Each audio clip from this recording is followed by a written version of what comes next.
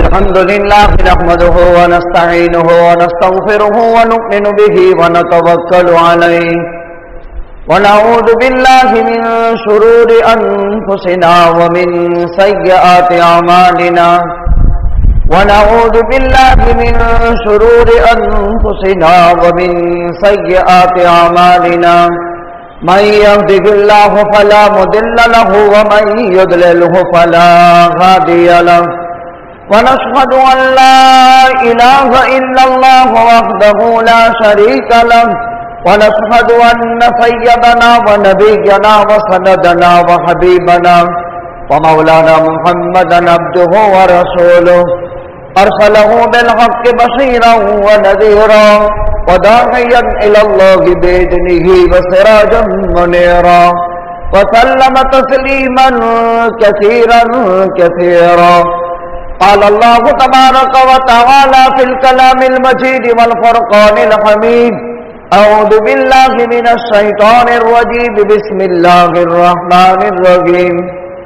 اقرأ باسم ربك الذي خلق خلق الإنسان من علق اقرأ وربك الأكرم الذي علم بالقلم علم الإنسان ما لم يعلم. وقال الله تبارك وتعالى: وعلمك ما لم تكن تعلم وكان فضل الله عليك عظيما. وقال تعالى: لقد من الله على المؤمنين إذ بعث فيهم رسولا من أنفسهم يتلو عليهم آياته ويزكيهم ويعلمهم الكتاب والحكمة. وقال النبي صلى الله عليه وسلم: بلغوا عني ولو آية. وقال النبي صلى الله عليه وسلم: طلب العلم فريضة على كل مسلم ومسلمة. صدق الله العلي العظيم وصدق رسوله النبي الأمي الكريم ونحن على ذلك لمن الشاهدين والشاكرين. الحمد لله رب العالمين.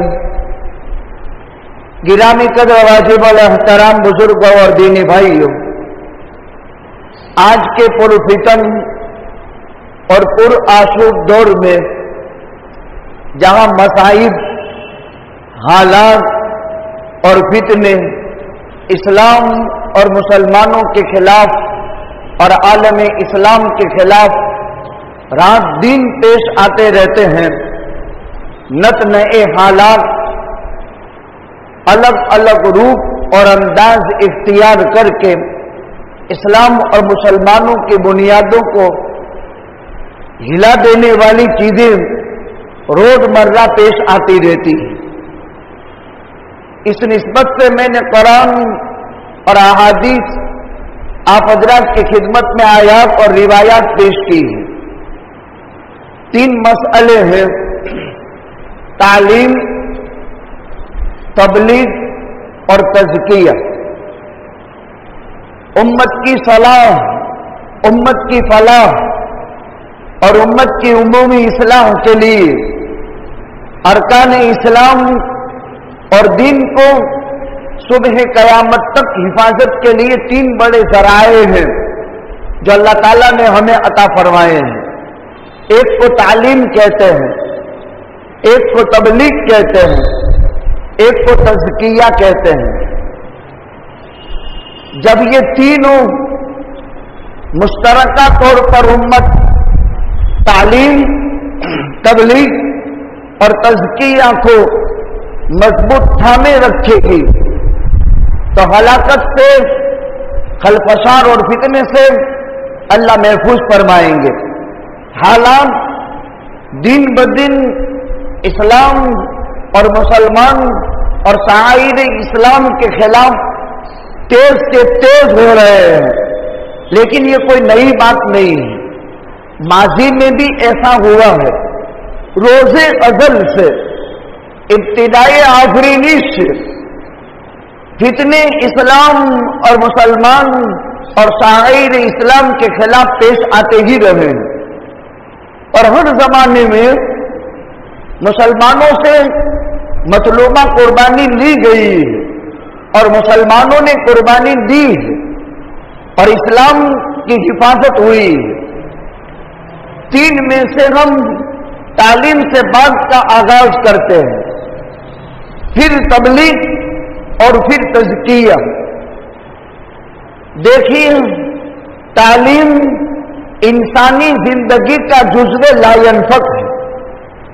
تعلیمی درسگاہیں اور تعلیمی ادارے جب تک دنیا میں باقی ہیں، مسلمان کا اسلام اسی سے وابستہ ہے.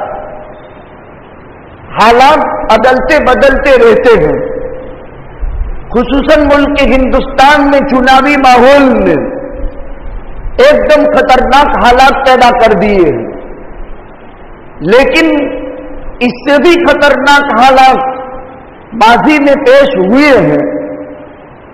زمانے کے مقتدر اور ماہران شخصیات نے، علماء نے میدان میں آ کر کے ان فتنوں کی سرکوبی کی ہے. جام شہادت نوش فرمایا ہے، پھانسی کے پھاندے کو چوما ہے، قرآن کو جلایا گیا ہے اور قرآنی درسگاہوں کا قیام وجود میں آیا ہے. 1857 کے بعد جب ہر طرف سے ہزیمت تھی اور انگریز سامراج کے فتنے سے نمٹنے کی کوئی شکل نہیں تھی، علماء میدان میں آئے ہیں اور ہندوستان کو انگریز کے چنگل سے آزاد کیا ہے. لیکن ایک بہت بھاری بھرکم قربانی دی جا چکی ہے. میں آپ کو امام الانبیاء تاجدار مدینہ ہم سب کے آقا حضرت محمد الرسول اللہ صلی اللہ علیہ وسلم کی ذات اقدس سے لے کر کے چلتا ہوں. آقا کی اعلان نبوت سے پہلے کی مکی زندگی ایک دم اطمینان والی تھی، اس لیے کہ کام کا زمانہ نہیں تھا. آپ اپنے اخلاق سے، اپنے کیریکٹر سے، اپنی انسانیت سے لوگوں کو انسانیت کے مذہب کی تعلیم دیتے تھے. اسی لیے برادران وطن بھی کہتے ہیں کہ دھرم سے پہلے انسانیت کا دھرم ہے.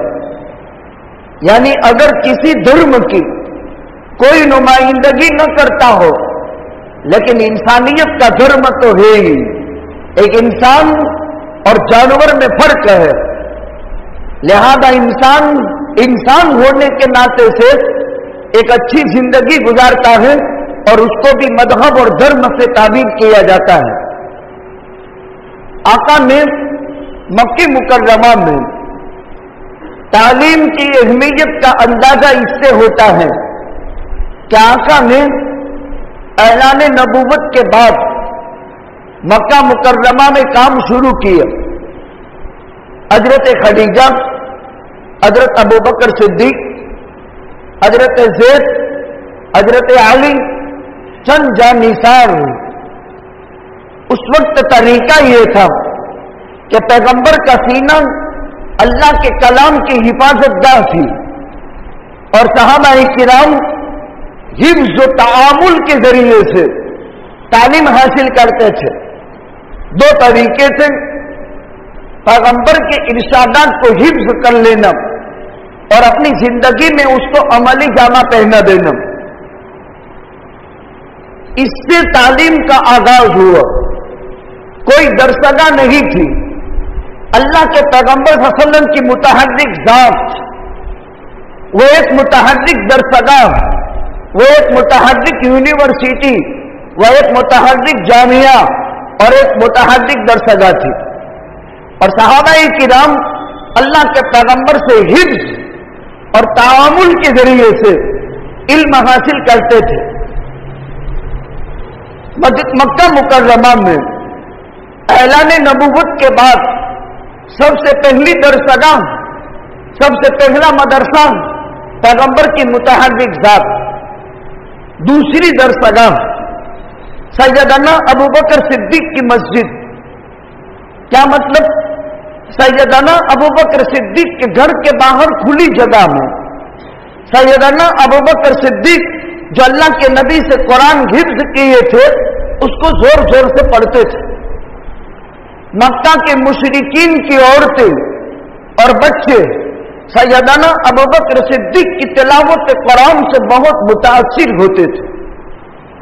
جب تک سیدنا ابوبکر صدیق اپنے گھر کی مسجد میں قرآن پڑھتے رہتے تھے، پورے وقار اور سکون کے ساتھ انتہائی متاثر ہو کر مشرکین عرب کی عورتیں اور بچے قرآن کی سماعت کرتے تھے.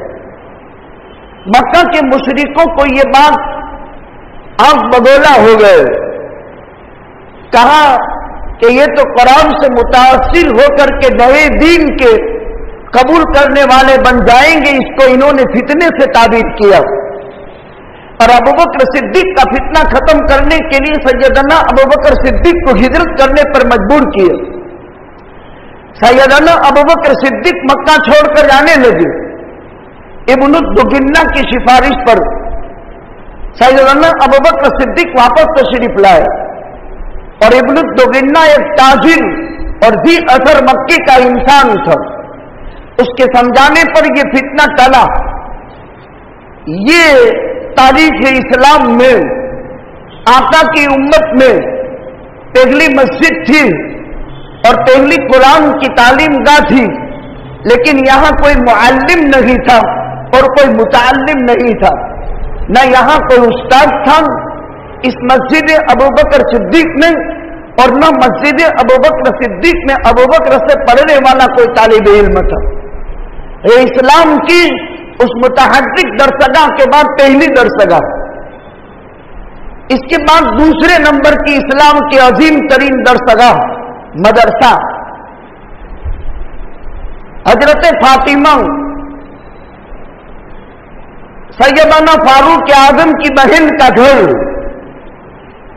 جس میں 2 طالب علم اور 1 استاد تھے. ایک حضرت فاطمہ عمر کی بہن کے شوہر سعید ابن زید عشرۂ مبشرہ میں سے، اور حضرت فاطمہ عمر کی بہن 2 طالب علم، ایک عورت ایک مرد. عورت میں فاطمہ عمر کی بہن، اس وقت تک حضرت عمر اسلام نہیں لائے تھے. حضرت خباب ابن عرط رضی اللہ تعالیٰ عنہ یہ استاد تھے. یہ اسلام کی تیسری عظیم الشان درسگاہ حضرت عمر کی بہن کا گھر، جس میں 2 طالب علم تھے اور 1 استاد حضرت خباب ابن عرط رضی اللہ تعالیٰ عنہ.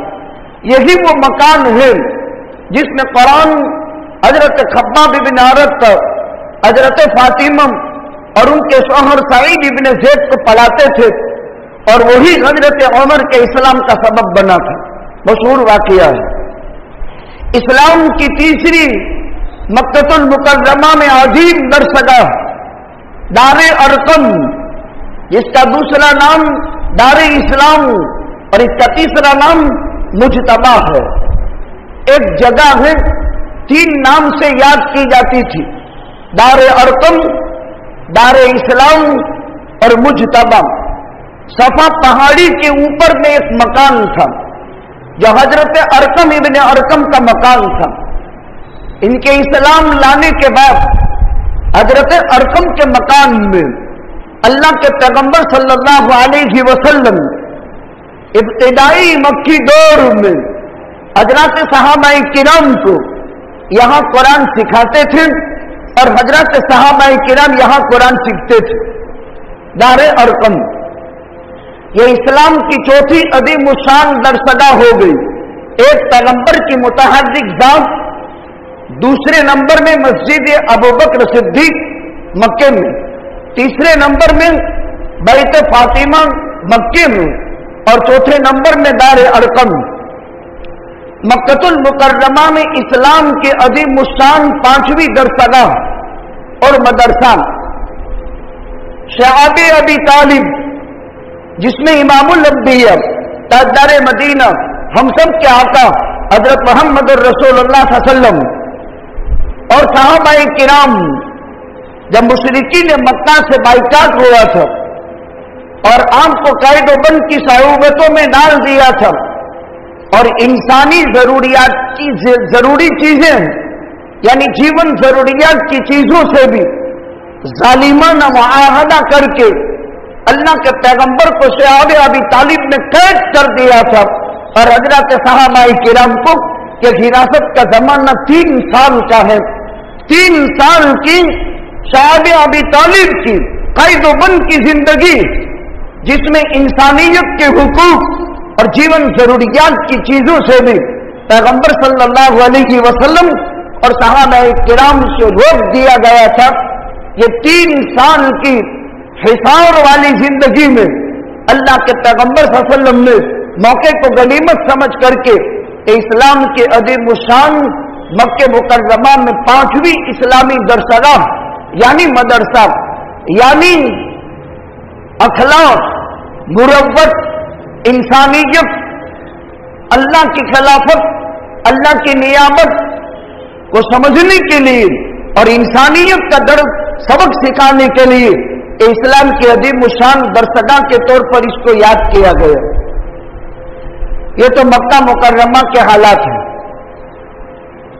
سن نبوی 5 اور سن نبوی 8 صحابہ کرام پر حالات، پھر حبشہ کی طرف ہجرت۔ ابھی آقا مدینہ المنورہ کی طرف ہجرت فرمائے، اس سے 3 سال پہلے بیعت عقبہ اولیٰ کے بعد مدینہ المنورہ کے اندر اسلام آ گیا تھا، اور اس کی ایک لمبی تفصیل ہے۔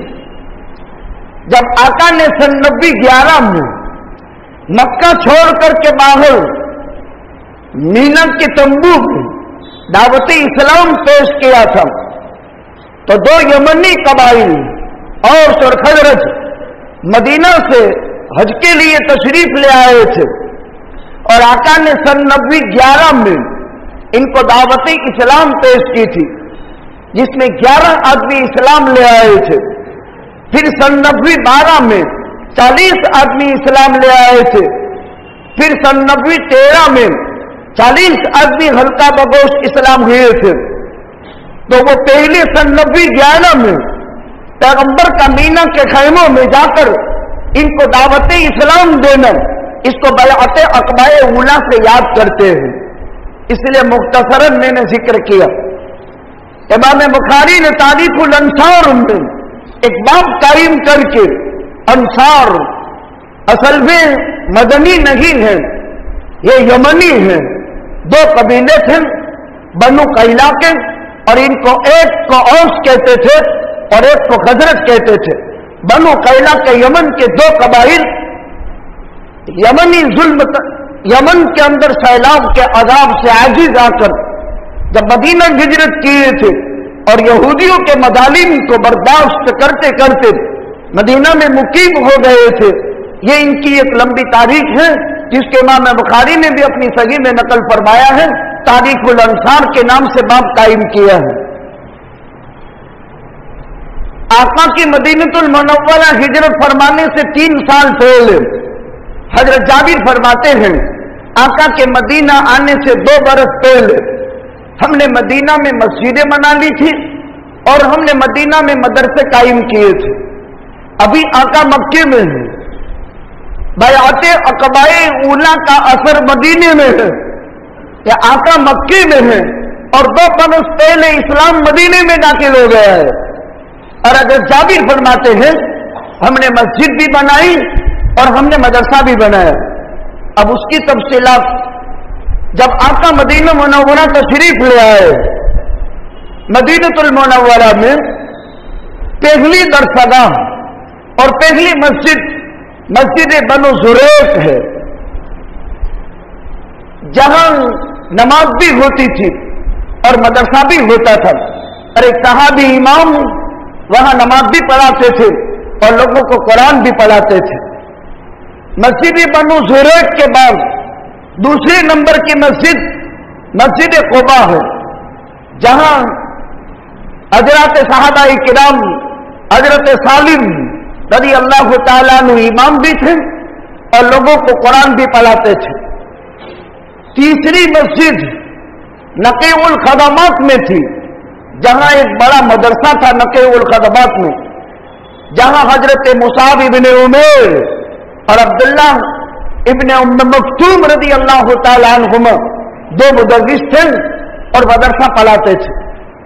یہ اسلام کی مدینۃ المنورہ میں 3 نمبر کی عظیم درسگاہ، پہلی مسجد بنو زریق، دوسری مسجد قباء اور تیسرے نمبر کے اندر نقیع الخدمات.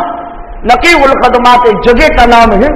یہاں پر 2 بڑے مدرس حضرت مصعب ابن عمیر اور دوسرے ایک صحابی رضی اللہ تعالیٰ عنہ، یہ دونوں یہاں قرآن پڑھاتے تھے لوگوں کو. چوتھی الامین کے نام سے ایک درسگاہ تھی جو ایک مقام پر واقع تھی، جہاں پر ایک بہت بڑا مدرسہ تھا. 5ویں نمبر میں آقا نے ہجرت فرما کر جب مدینۃ المنورہ تشریف لے گئے تو مسجد بنو زریق، مسجد قباء، نقیع الخدمات، الامین کے بعد مسجد نبوی کی بنیاد آقا نے اپنے دست مبارک سے ڈالے. اور مسجد نبوی تیار ہونے کے بعد استوانہ ابی لبابہ کے پاس اللہ کے پیغمبر صلی اللہ علیہ وسلم صحابہ کو قرآن پڑھاتے تھے. استوانہ ابو لبابہ، جس کو ستون ابو لبابہ بھی کہتے ہیں، ان کو استوانہ سبا کہا جاتا ہے. استوانہ عائشہ، استوانۃ الوفود، استوانۃ الحرس، استوانۃ التہجد، استوانہ ابی لبابہ. الگ الگ ستون پلور ہیں مسجد نبوی میں، روضہ اقدس کے قریب اوریجنل پرانی مسجد میں. آج بھی ہر ستون پر لکھا ہوا ہے. اس میں سے ایک ستون استوانہ ابو لبابہ تھا. یہاں اللہ کے پیغمبر صلی اللہ علیہ وسلم صحابہ کو پڑھاتے تھے. پھر بعد میں حضرت فاطمہ اور علی کے مکان کے پاس ایک ہوٹلا بنا دیا گیا جس کو صفہ کہا جاتا ہے. دنیا بھر کے تمام مدارس اس صفہ کی یاد مناتے ہیں، لیکن صفہ سے پہلے اسلام میں 5 مساجد مکے میں ہیں مدرسے، اور صفہ سے پہلے مدینہ میں 5 مساجد موجود ہیں اور تعلیم موجود ہے. سب سے پہلے تو پیغمبر کی متحرک ذات لوگوں کو دین سکھاتی تھی. اب صفہ کا قیام ہوا، بیرونی طلباء یہاں آ کر کے مقیم ہونے لگے. مدینہ منورہ میں حضرات صحابہ کرام جو انصار ہوتے تھے، یہ مہاجرین صحابہ جو اللہ کے پیغمبر سے علم حاصل کرتے تھے، ان کے کھانے کا انتظام ایک انصاری کے ساتھ صفہ کے ایک مہمان کو بھیج دیا.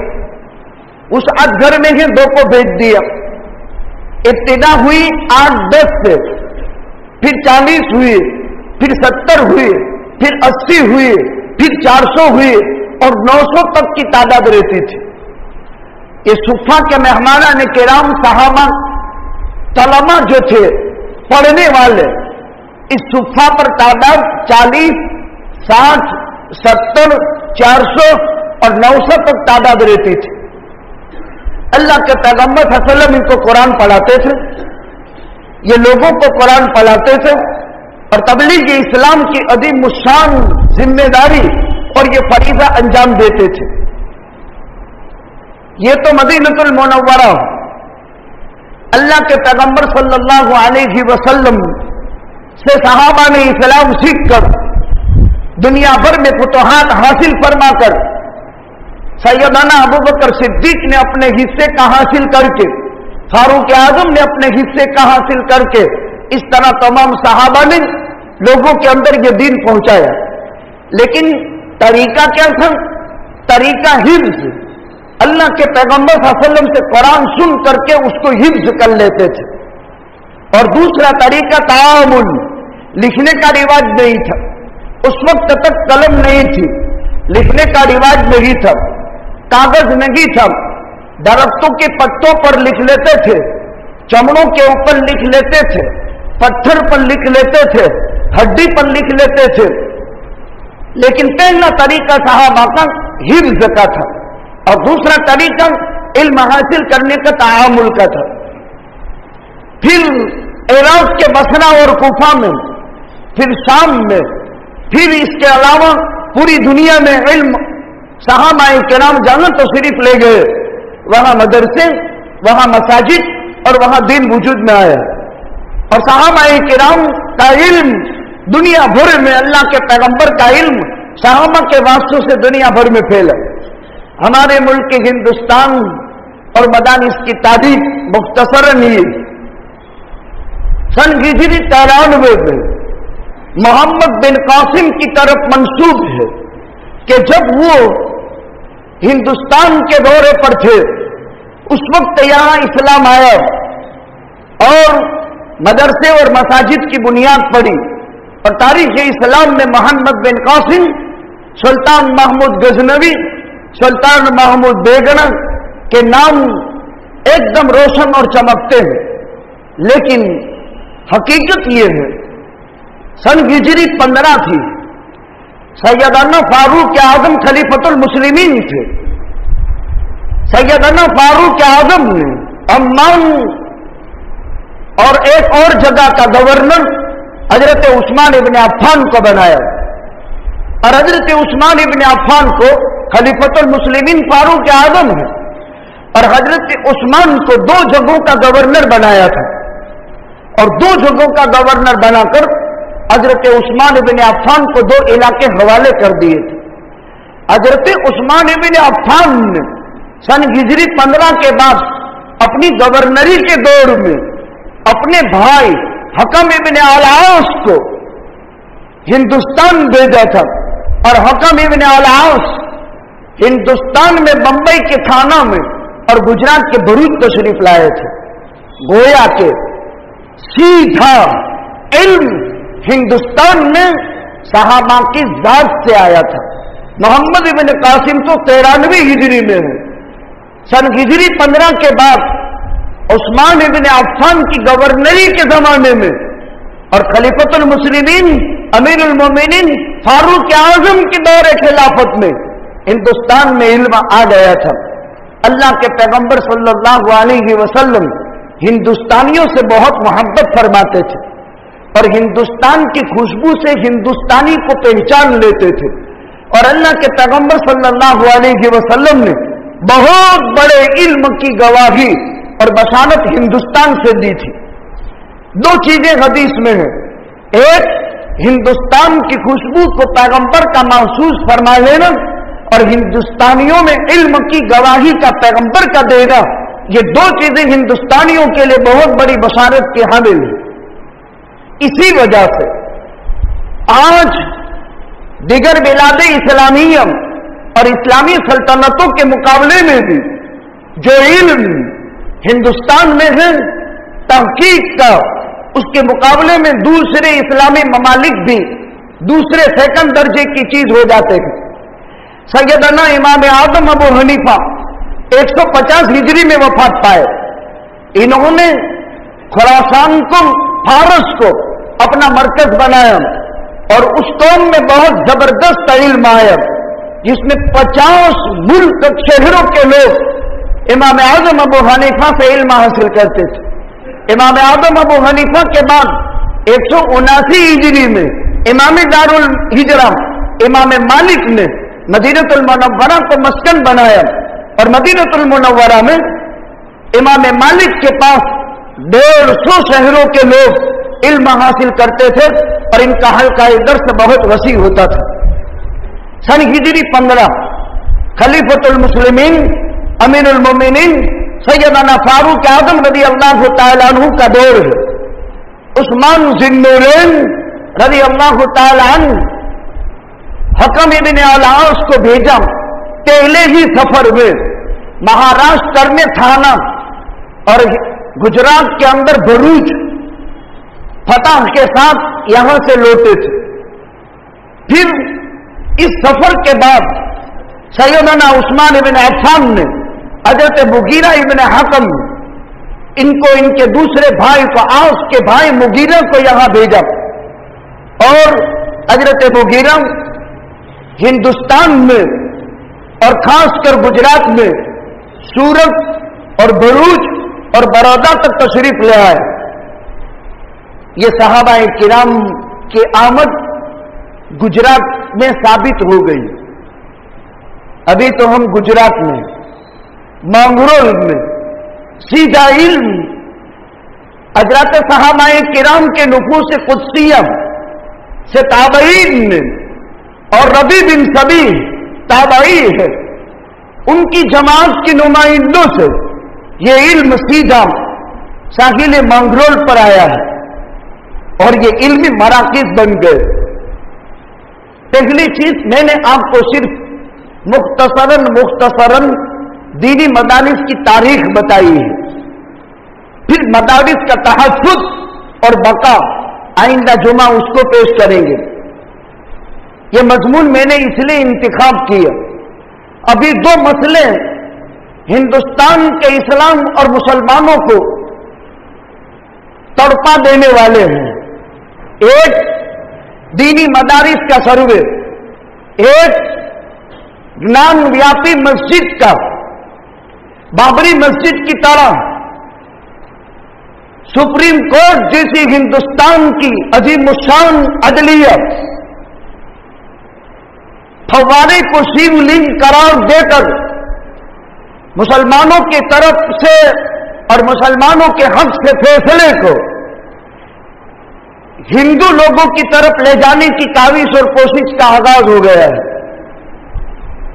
दो मसले मुसलमानों को बहुत ही ज्यादा मुस्तरिब और परेशान कर रहे हैं। पहले मसले को दो नजरिए हैं। मदारिस का सर्वे, मैंने आपको मदरसा की अहमियत बताई, खाली मदरसा किसे कहते हैं। मुसलमान और शायर इस्लाम ये मदरसों से वाबस्ता है। अगर मदरसे न हो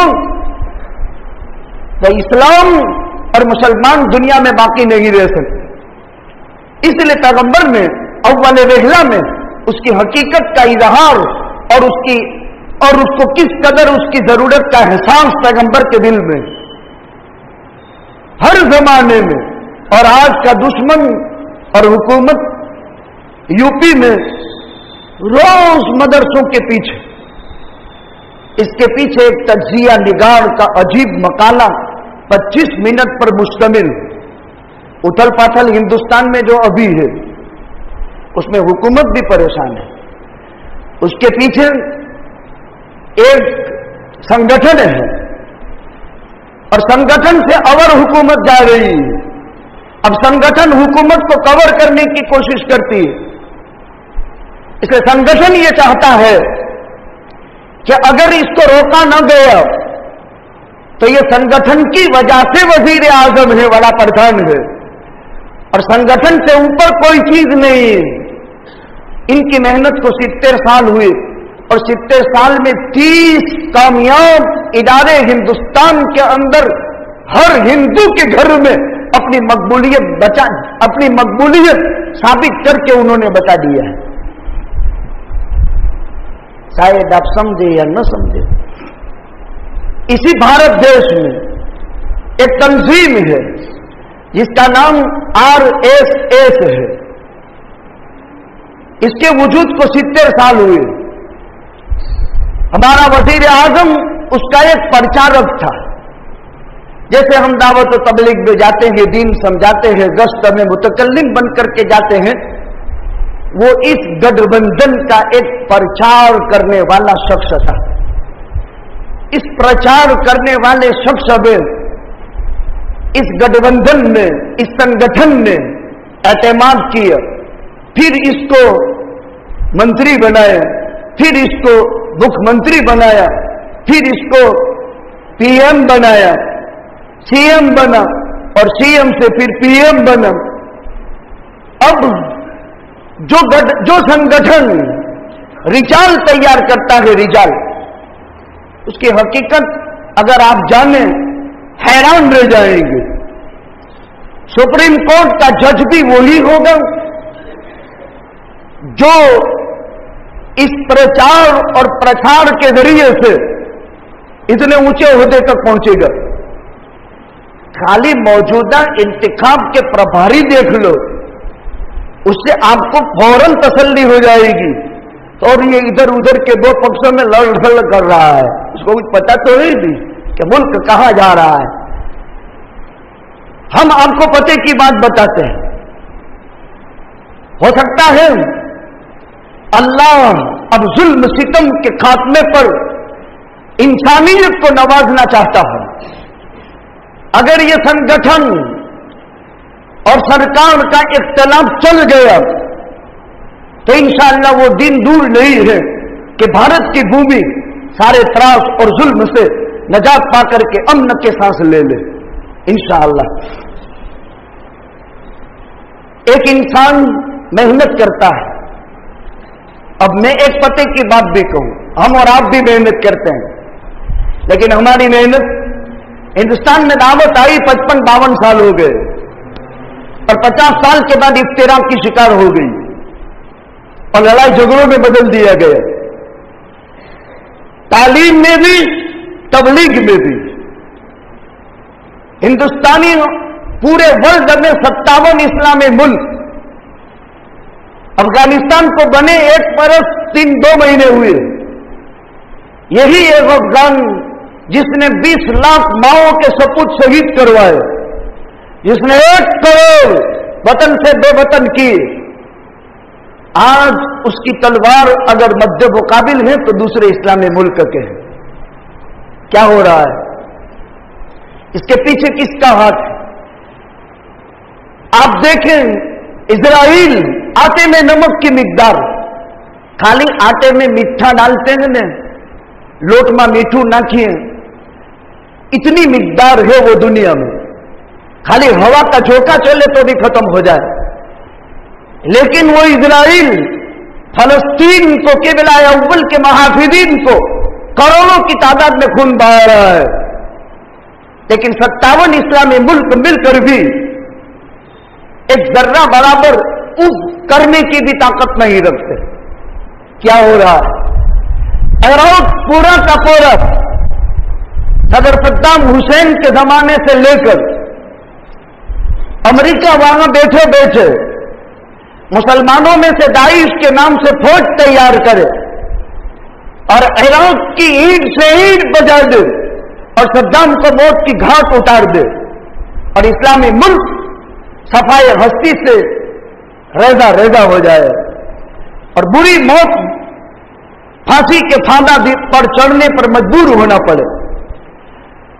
कर्नल मुअम्मर कज़ाफ़ी सदर सद्दाम हुसैन के बाद इस्लाम की एक अजीम ताकत और मजबूत चट्टान, जिसने 47 साल कर्नल मुअम्मर कज़ाफ़ी ने हुकूमत की।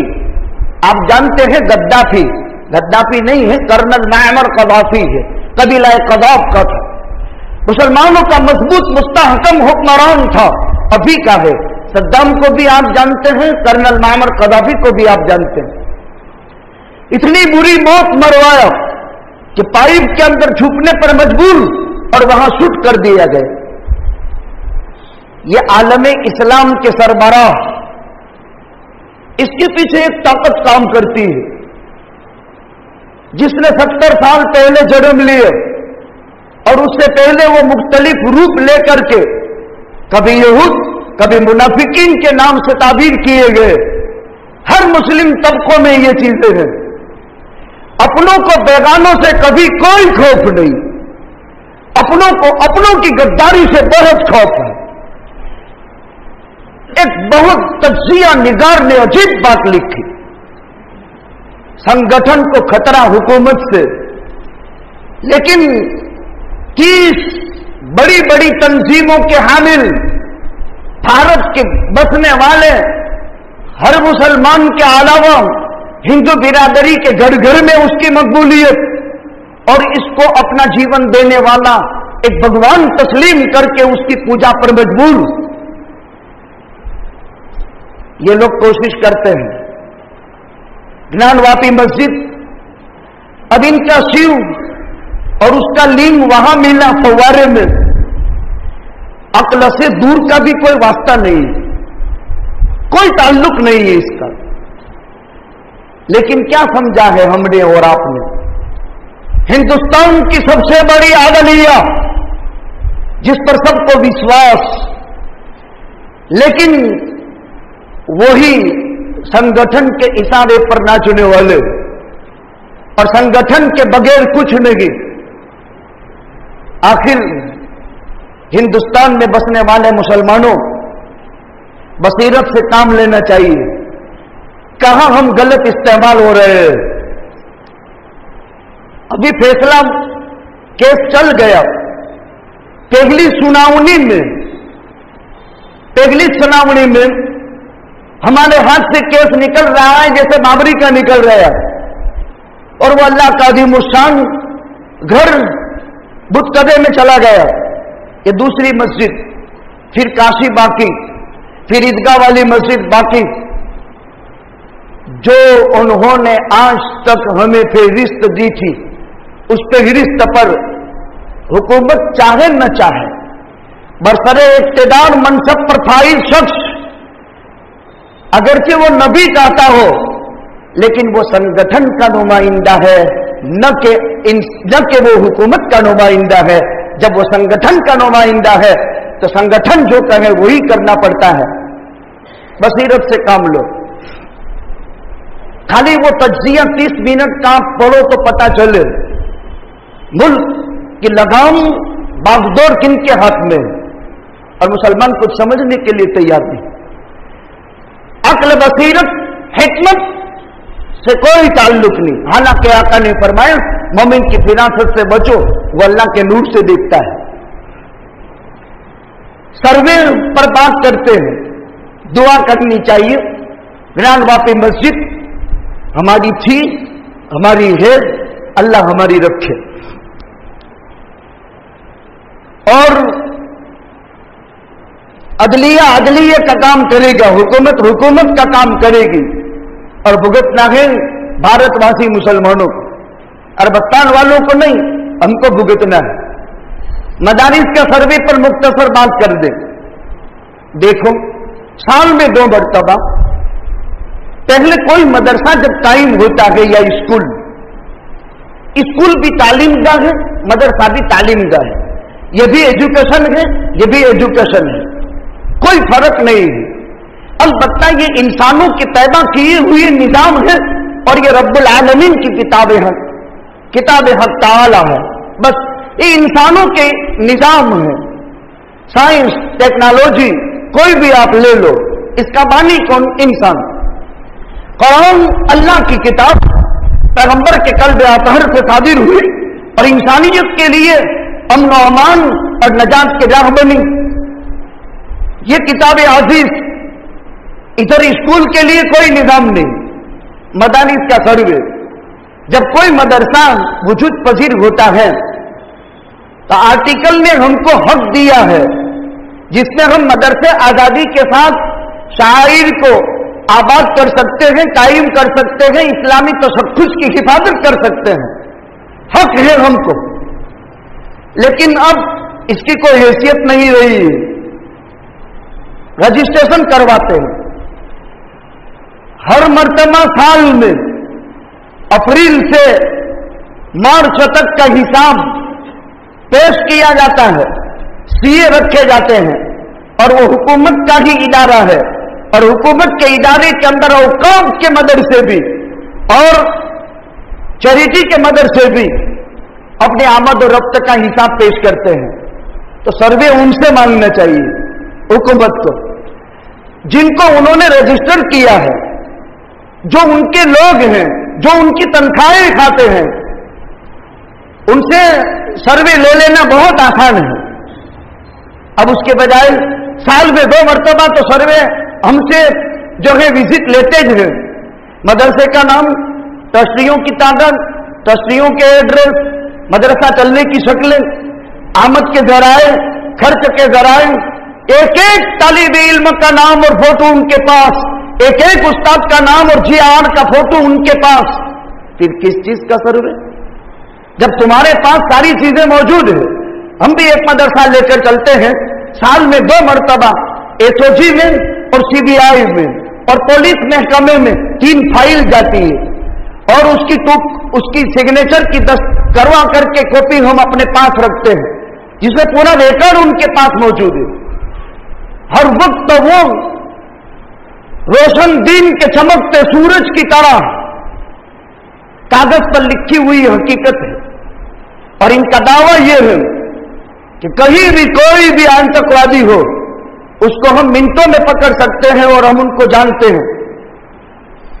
کیا ہے یہ؟ دو چیزیں ہیں۔ ہندوستان میں رہنے والی بہومت قوم کو چناؤ سے پہلے اپنے منصوبوں کے مطابق کسی ناپاک چیز کی طرف منسوب کرتے ہوئے ان مدارس کے سلسلے میں کوئی ججمنٹ دینے والے اور مساجد کے سلسلے میں اللہ حفاظت فرمائے، یا چناوی مہم کو تیز کرنے کے لیے، اور بہومت طبقہ جب ان کے ذہن صاف ہونے لگے ہیں اور اپنے ہاتھ سے نکلنے لگے ہیں تو دوسری طرف یہ طبقہ چلا نہ جائے ان کے تحفظ اور بقا کے لیے۔ لیکن یہ کوئی فتنہ نیا نہیں ہے، مدارس نے ہر زمانے میں فتنوں سے سرکوبی کی ہے، اور مدارس ہر زمانے میں فتنوں سے مقابل ہوئے ہیں اور جام شہادت نوش کیا ہے، محنتیں ہوئی ہے۔ یہاں صرف اور صرف پیغمبر کے قلب اطہر سے صادر ہونے والا اللہ کا قرآن، اس کے نظم، اس کے معانی، اس کے مطالب، اس سے اتحاد اور استنباط احکام اور اس کو عملی پریکٹیکل کرانے کی تعلیم دی جاتی ہے، یہاں دوسری کوئی چیز نہیں۔ لیکن بھارت کا انتہائی تیسرا دجالی طاغوتی فتنہ سوشل میڈیا، جس نے مدرسہ، مسجد، تبلیغ، اسلامی حلیے کا مسلمان کہیں بھی دیکھا تو اپنی زندگی کا محبوب ترین مشغلہ سمجھ کر کے اس کے پیچھے پڑ جانے کی کوشش کرتے ہیں۔ کیا سبق ہے امت کے لیے؟ کیا پیغام ہے؟ یہ دشمن ہمیں دستک دے رہے ہیں کہ اے مسلمانوں، تم اپنی قیمتی چیز سے بے دخل ہو گئے ہو اور بے خبر ہو چکے ہو۔ ہم تمہاری قیمت کو جان چکے ہیں کہ تمہاری طبیعت اور تمہارا دل اور تمہاری زندگی کی دھڑکنیں اگر کوئی ہے تو وہ دعوت ہے، وہ تعلیم ہے، وہ تبلیغ ہے اور وہ تزکیہ ہے۔ دشمن نے حملہ بہت خطرناک کیا ہے، بہت خطرناک حملہ کیا ہے، کسٹڈی ہے ان کے پاس، اور بہت دور اندیشی سے سمجھداری کے ساتھ انہوں نے حملہ کیا ہے۔ لیکن انہیں اللہ کے گھر سے یہ پیغام دیا جاتا ہے کہ ہم انہی کی اولاد ہیں جنہوں نے زمانے کے انتہائی خطرناک طاغوتی فتنہ انگریز کی چنگل سے دیش کو آزاد کر کے اس بھارت دیش کو سونے کی چڑیا باقی رکھا تھا۔ ہم انہی کی اولاد ہیں۔ اگر تم لوگ ظلم ستم پر اترو گے تو وہ دن دور نہیں ہے کہ اقتدار تو اقتدار تمہیں اپنے آپ کی حیثیت بھی باقی رکھنا مشکل ہو جائے گا۔ اندر کی طاقت ہے، ان سے رجال تیار ہوتے ہیں جو تہجد کے پابند ہوتے ہیں۔ ایک طالب علم کا تازہ حال، کیسے کیسے پروانے پراگندہ ہوتے ہیں۔ ہم بڑے وثوق اور یقین کے ساتھ کیوں کہتے ہیں کہ جب تک یہ چار دیواریاں باقی ہے، قسم خدا تعالیٰ کی، اسلام اور مسلمان باقی ہے، باقی رہیں گے۔ ایک تازہ طالب علم جو یتیم، اس کے باپ کا انتقال ہوا، 1 سال ہوا، 1.25 سال، 4 بہنیں 2 بھائی۔ ماں عدت وفات پوری کر کے دوسرے مرد سے نکاح کر کے بیٹیوں کو لے کر چلی جاتی ہے۔ بہت عبرت آمیز حقیقت ہے۔ چھوٹے چھوٹے بچے، دونوں بیٹے باقی رہ جاتے ہیں۔ مرنے والا مر گیا، اس کی بہن تھی یعنی بچوں کی پھوپھی، وہ ماں کے کردار سے واقف تھے، اگرچہ نابالغ بچے تھے لیکن ماں کے غلط کردار سے وہ واقف تھے۔ بیٹیوں کو تو وہ لے کر چلی گئی، دوسرے مرد سے نکاح کر لیا، اب یہ بچے باقی رہ گئے۔ 1 سال کے بعد وہ نابالغ 13.5 سال کا بچہ حافظ قرآن بن جاتا ہے، اور 1 سال میں اس کا باپ قبر میں سویا ہوا ہے، ماں نے دوسرا گھر بسا لیا ہے، اور وہ ماں दूसरे मर्द के साथ निकाह करके आराम की जिंदगी बसर कर रही है, ये अल्लाह का कलाम अपने सीने में महफूज करता है। कसम खुदा ताला की, जिस दरसगाह के अंदर वो अल्लाह की प्यारी किताब को अपने सीने में महफूज कर रहा हो, क्या वो दरसगाह है इन तजूली, इन तगूती और दज्जाली फितनों की जद में कभी भी आ सकती है? हरगिज नहीं, हो नहीं सकता। अल्लाह के कलाम की हिफाजत जिन चार दीवारियों में हो रही है, वो चार दीवारियां किसी दाज्जाल और तागूती फितने से कभी भी मुतासिर नहीं हो सकती। सबक ये है, मजबूत करें इन मदरसों को, हमारी औलादों को इनके हवाले करें, तौहीद की सिंचाई करें, बेटियों को दीन सिखाए, छोटी उम्र के अंदर कुरान सिखाएं। कुरान से इज्जत मिलेगी, कुरान से शराफत नसीब होगी। कर ले सर्वे जितना भी करना हो। मदरसे में एक डंडा भी नहीं मिलता है। पहले तो गिली डंडे भी खेलते थे, अब तो गिली डंडे भी बंद हो गए। चलो किसी दर्जे में गिली डंडा मिलता हो। क्रिकेट पर भी पाबंदी लगा दी तो बैट भी मिल सकता है, लेकिन अब क्रिकेट भी नहीं। अब तो या तो वॉलीबॉल खेलो या फुटबॉल खेलो। तो किसी मदरसे में या तो बॉल मिल सकता है या कोई जाली बंधी हुई मिल सकती है वॉलीबॉल के लिए या फुटबॉल के लिए, ज्यादा से ज्यादा हॉकी मिल सकती है, और क्या मिल सकता है? हकीकत ये नहीं है। आतंकवाद के अड्डे करार दे करके या इस नाम से मौसूम करके सर्वे करना है, कर लो, 1000 बार कर लो, हम इसमें तुम्हारे साथ हैं। लेकिन सिर्फ मदरसों का ही सर्वे क्यों, स्कूलों का क्यों नहीं, यूनिवर्सिटियों का क्यों नहीं, कॉलेजों का क्यों नहीं, और सिर्फ मदारिसे इस्लामिया अरबिया का क्यों, यूनिवर्सिटियों के क्यों नहीं, मेडिकल कॉलेजों के क्यों नहीं, जहां पर तो खुल्लम खुल्ले आतंक भी होते हैं और जहां कत्ले नाहक भी होते हैं और जहां बेशर्मी और बेहयाई के अजीब नाच खेले जा रहे हैं। जरूरत इस बात की है कि हम अपनी मसाजिद को 100% नमाज से आबाद करें। ज्ञान व्यापी मस्जिद के मुसल्लियों को कभी ख्याल तक में भी नहीं होगा कि ये फुव्वारे की शक्ल शिव के लिंग की अलयाजुबिल्लाह उसकी शक्ल की है, तो उसको नहीं बसाना चाहिए। इस सिलसिले में कभी माइन गया भी न गया, लेकिन कितनी खतरनाक साजिश के तहत ये काम कर दिया गया। और अफसोस तो इस बात का है कि हिंदुस्तान की सबसे बड़ी अदलिया और सुप्रीम कोर्ट जब आस्था की बुनियाद पर बाबरी मस्जिद थी, मस्जिद है और अल्लाह के यहां मस्जिद रहेगी, उस पर तामीर मंदिर की कर देने से वो मंदिर नहीं बदल सकती है, वो मस्जिद ही बाकी रहती है। भले तामीर उस पर कुछ हो गई हो, जिस नाम से मस्जिद की जमीन मुंतखब हो गई, वो सातों जमीन के नीचे और सात आसमान के ऊपर तक वो मस्जिद ही बाकी रहेगी।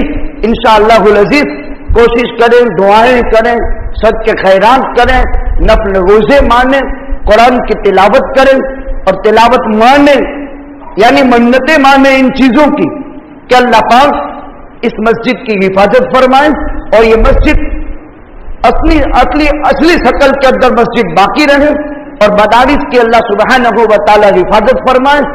और हमसे जितना हो सकता है दामे दीर में सुकून ताउन अपनी औलाद को मदरसों के हवाले, बल्कि हर मस्जिद मुस्तकिल मदरसा हो जानी चाहिए और किसी भी नमाजी को कोई इश्काल नहीं होना चाहिए। हर मस्जिद का हर इमाम नमाज के बाद अपने तलबा को लेकर बैठे। हम तो उन बापों की औलाद हैं और उनकी नस्ल में हैं कि अगर मुरव्वत शक्ल कायम नहीं रही, खुदा न खास्ता, तो जंगलात भी हमारी जो है मैदान, हमारे काम के मैदान हैं। बल्कि हुसैन अहमद मदनी ने बाहरी सफर के अंदर दिन भर कुरान पढ़ते थे और रात को जहाज के अंदर तरावी के अंदर कुरान सुना देते थे। और 1 महीने की मसाफत सफर की पूरी होती है और 1 महीने में दिन भर में कुरान याद करके रात को पढ़ा करके हाफिज कुरान जब बन सकते हैं, तो हम तो उन बापों की औलाद हैं जिन्होंने जो है बहती हुई मौजों में भी कुरान की हिफाजत करके बताई है, जंगलात के अंदर भी कुरान को महफूज किया है پاکستان کے اندر بھی افغانستان والوں نے قرآن کو محفوظ کیا ہے، زمین کے اندر کی سوتوں میں رہ کر بھی قرآن کی حفاظت ہوئی ہے۔ لہذا ہمارا سرمایہ مدرسوں کے پیچھے لگ رہا ہے، لگتا رہے، اس کو ہمارے لیے سعادت کی چیز سمجھے اور ان مدرسوں کو ایک دم سے زیادہ طاقتور بنانے کی کوشش کریں۔ آئندہ جمعہ تحفظ مدارس پر انشاءاللہ تفصیلی بحث ہوگی۔ آج میں نے تاریخ مدارس اسلامیہ کو آقا کے زمانے سے لے کر کے یہاں تک جو ہے آپ حضرات کی خدمت میں پیش کیا۔ ہندوستان میں 1857 کے بعد آج سے 161 سال پہلے دارالعلوم دیوبند کی بنیاد رکھی تھی۔ یہ ایسا شجر طوبہ جو پورے ورلڈ میں پھیل گیا، ورلڈ کا کوئی دیش، کوئی شہر، کوئی راجدھانی ایسی باقی نہیں جس میں قاسمی عالم موجود نہ ہو۔ 161 سال کی اس کی عمر ہے۔ ایک استاد تھا، ایک شاگرد تھا۔ استاد کا نام ملا محمود میرٹھ کے تھے اور شاگرد کا نام محمود الحسن تھا۔